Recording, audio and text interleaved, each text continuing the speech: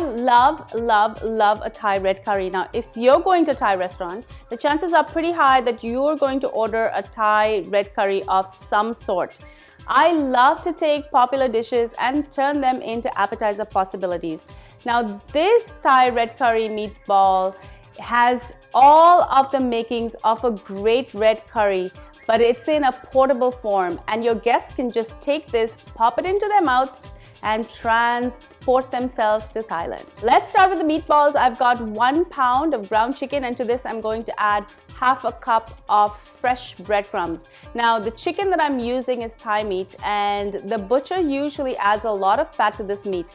Now, while it's really succulent, it also can be a little bit difficult to handle. So adding breadcrumbs into the mix helps it to become a little bit more sturdy. Next, I'm going to add 3 tablespoons of finely diced shallots together with 1 teaspoon of coriander stems. I've just chopped this up really fine. Now, most people don't know that coriander stems have a lot of flavor and they often just throw it in the garbage, but I will chop this up and add them into soups and salads and snacks like these, and they have such a wonderful burst of flavor but also a great texture.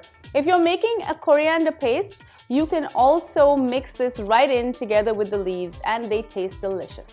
Now let's get some serious flavor into these meatballs. I'm going to add 3 tablespoons of red curry paste. Now, if you've had red curry paste before, you know that it's packed with exotic ingredients like lemongrass, galangal, there's red chilies and white pepper, kaffir lime leaves, and lime peel. Most red curry paste contain fish sauce and shrimp paste. So if you have a fish allergy, you need to be aware.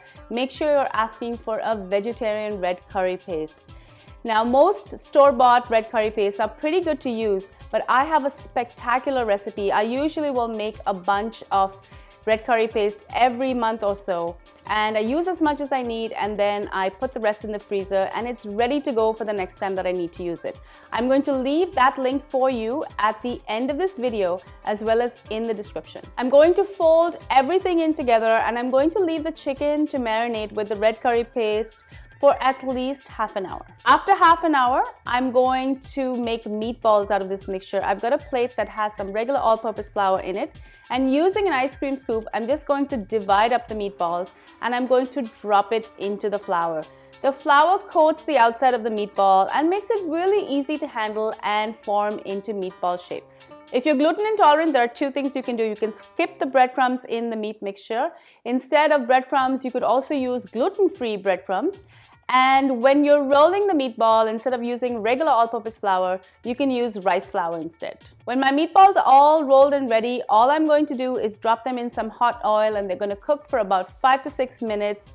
Keep stirring so that the meatballs have an even color all over. Once your meatballs are ready, just drain them on some kitchen towel and they're ready to go. Now, I know what you're going to ask me. Can we bake this? Yes, you can. As you can see, I've also baked some of these. They need to go into a 350-degree oven for about 15 minutes and make sure to flip them because you want some color on both sides. I also like to lightly mist it with some oil. That just helps give the meatball a little bit of color as well. This Thai red curry meatball is perfect, but adding a dipping sauce will take it over the top. In a sauté pan, I'm going to add 1 teaspoon of coconut oil, and when that has melted, I'm going to add 1 teaspoon of finely diced shallots. Now, I'm just going to let the shallots cook just a little bit, and then I'm going to add half a cup of coconut milk. I'm just going to cook this coconut milk till it starts to bubble and thicken up just a little bit. And I'm going to add 2 tablespoons of the red curry paste, and I'm going to mix everything together. The smell in the kitchen is crazy. You can smell the lemongrass and the galangal, the garlic, and everything that goes into a gorgeous red curry paste. I'm also going to add some fish sauce. I've got about 2 teaspoons of fish sauce. Now, at this point, taste this because every fish sauce is a little bit different. So if you need to add more salt, you can add more fish sauce or you can add a little bit of salt. And if it's too salty, you can just add a little bit more coconut milk. Once this is ready to go, I'm going to add a chiffonade of Thai basil leaves. I've just got about 1 tablespoon of this. A chiffonade simply means leaves that are stacked together, rolled, and then finely sliced. Your Thai red curry meatballs with dipping sauce is ready to eat. Although this is a great appetizer, it also makes a great main. All you need to do is increase the quantity of your dipping sauce and simply toss the meatballs in the dipping sauce and let it cook in the gravy, and it is delicious. Now this also freezes really well. In fact, the batch that I just prepared is already bagged and ready, and it's going to university in the fall with my son. I hope you enjoy this recipe. If you like other recipes like this, don't forget to check out my buttered chicken bites as well as my meat and mushroom melts. Both of those are easy, portable, and delicious.